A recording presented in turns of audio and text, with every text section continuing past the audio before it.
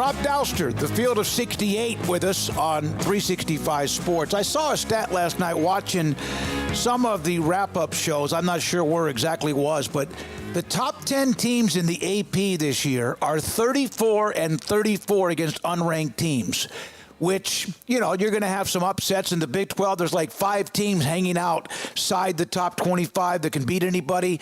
Why is that, though, you think, this year? Because it appears to be the best record ever unranked against top 10 in AP poll history. I think it's twofold. For starters, I think that with, the lack of the superstars coming in as freshmen this year, and the fact that most of the best players, most of the veterans tend to be tend to be big men, that what you're seeing is that the best teams in the country don't quite have that same level of elite player and elite talent that we've seen in some of the past seasons, right? And when you combine that with the fact that the rest of the pack, the teams that are in that like 25 to 60 range that are kind of somewhere on the bubble, like 4th, 5th, 6th places in their conference, the gap is closed because they're able to get guys that are 4th year, 5th year, 6th year players that are able to be eligible immediately. So you get some of these, guys that are juniors or seniors at the mid-major ranks that are able to transfer up and be eligible immediately. That makes them that much better at the highest level right away. So I think the gap is closed between the elite teams in college basketball and the teams that are kind of in, let's just call them like the 6 seeds or the 7 seeds or whatever it would end up being. And when you combine that with the fact that the best teams in the country just aren't quite as good as they were in like 2015, 2016 kind of, you're going to see a lot more upsets. And, the funny part of it is, all right, so let's talk about the Texas Tech-Kansas game on Monday night, for example, right? Mm-hmm. If you go back and you look at the betting lines, Texas Tech was a 3.5-point favorite. So while that is an upset by ranking, and I will definitely call it an upset because those narratives of top 10 team lost on the road, it's an upset, I think is great for the sport. The team that was favored by the Sharps in Vegas ended up winning that game. Now they won by 29; they were favored by 3.5, but they were still favored. So people kind of realize when this stuff is happening, but it's just. We always talk about parity in college basketball. I think more than ever, it is something that we are seeing this year. Does that then open up the door for more teams that can win the national title than usually? It's not like college football. There's like 3 to 5. In basketball, you could have what we had last year with Florida Atlantic and obviously with the San Diego State. But has that number perhaps grown, or is it about the same? I think that there's probably more teams that can make a Final Four this year than in some of the recent seasons, but I don't think it necessarily means there's more teams that can win a national championship, because being able to be at that level for 6 straight games, especially once you get past the first weekend where you basically are pretty much guaranteed to be playing a very, very, very good team for 4 straight games, you got to be a certain level of great to do that. And that's why we see a lot of times the teams that can kind of make that run and sneak into the Final Four aren't able to pull it out and win a national championship. And I think that's probably going to end up being the case this year as well. But the beauty of college basketball is you just never know. You just never know who's going to be able to kind of make those runs. So it's why the NCAA tournament is the absolute best way to determine a champion and the absolute worst way to try to figure out who the best team in college basketball is. Rob Dauster with us on 365 Sports. KU has 5 conference losses. We know that McCullers missed time, but every team right now has a player that's out or beat up or whatever, sometimes multiple.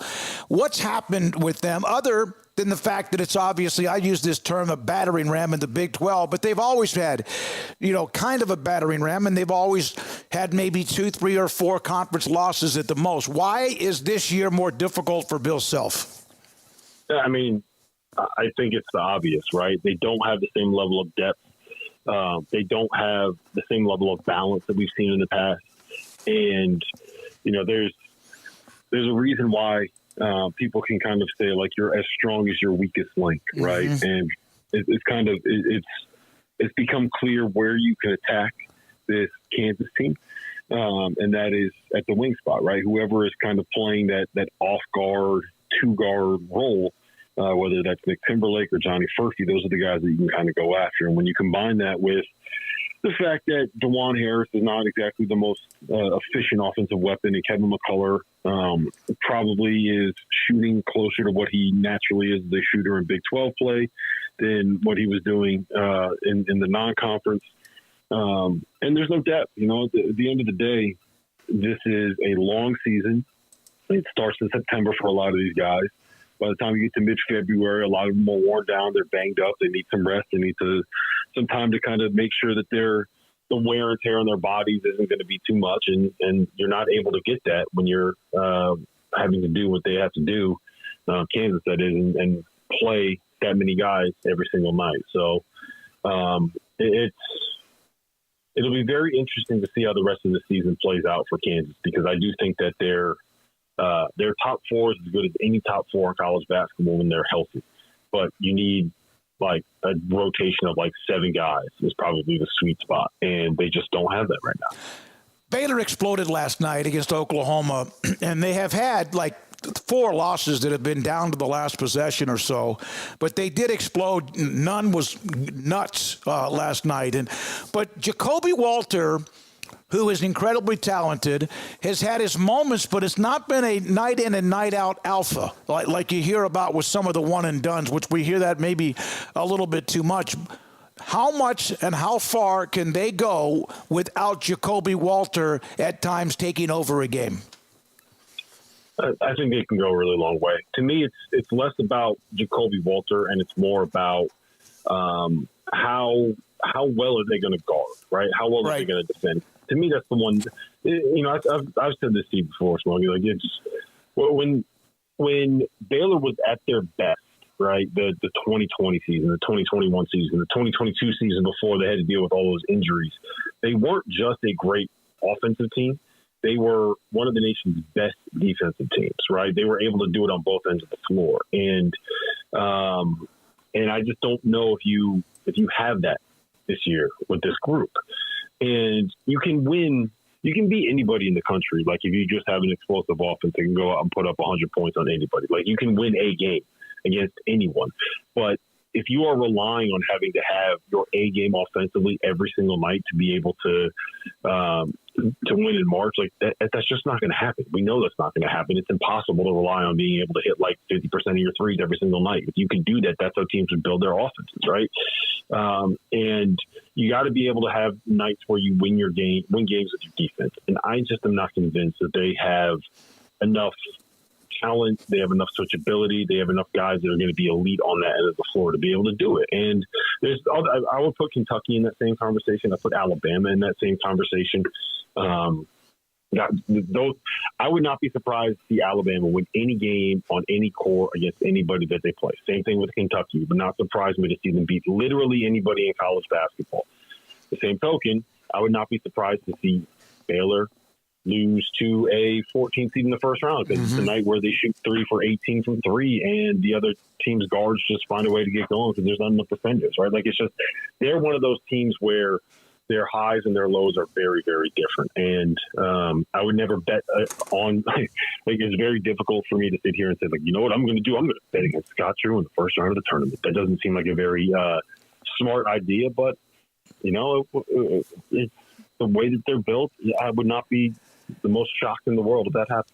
All right, so yesterday we had Mack Rhodes on our show, Baylor's director of athletics, and we asked about Kelvin Sampson had Mack's back. As you know, Mack got mad, said a few things, was kind of in control, but said him was fine. He should have been fine. That's what you have to do that. But then Sampson made the comment, I've learned that if you tell the truth, you get fined $25,000 like Mack Rhodes. So you had Scott Drew ejected, then Sampson ejected, and then Bill Self ejected. 3 Hall of Fame type coaches. Is this just how things are starting to catch up in the conference because it is such a beatdown week in and week out, or is there an issue when it comes to the officiating at that conference level? I think that if you are seeing the 3 best coaches in the league get ejected from games when they almost never, ever get ejected from games, you probably have an officiating issue, right? The one with Scott Drew that's like, I kind of, and I I don't like saying this about Scott, but I kind of feel like he was asking for that one because it was the coach's box thing.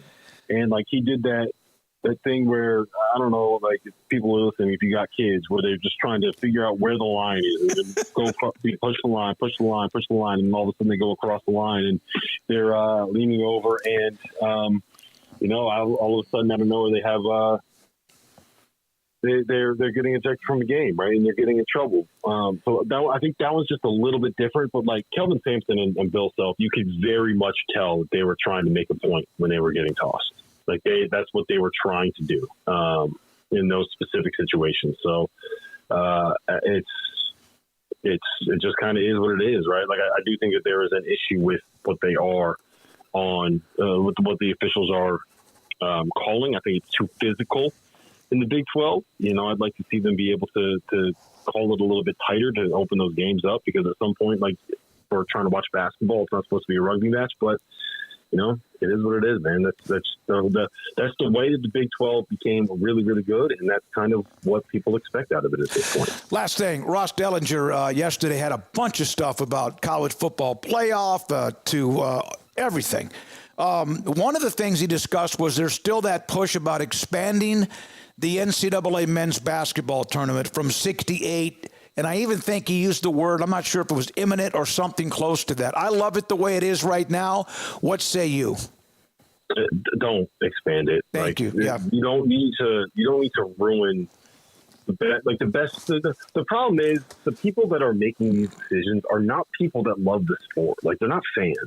Right? The people that are making this decision are not the people that are going to sit there on Thursday and Friday of the NCAA tournament since they were 8 years old and watch this stuff and fill out brackets and sit with their mom and their dad and their siblings and their friends and just sweat out all of these games, right? They're the people that they're out to make money. They're out to figure out how to make profit off of this. They're about the bottom line. They're about being able to bring as much money into the universities that they work for, the conferences that they work for, as possible. And that's where the ultimate disconnect is.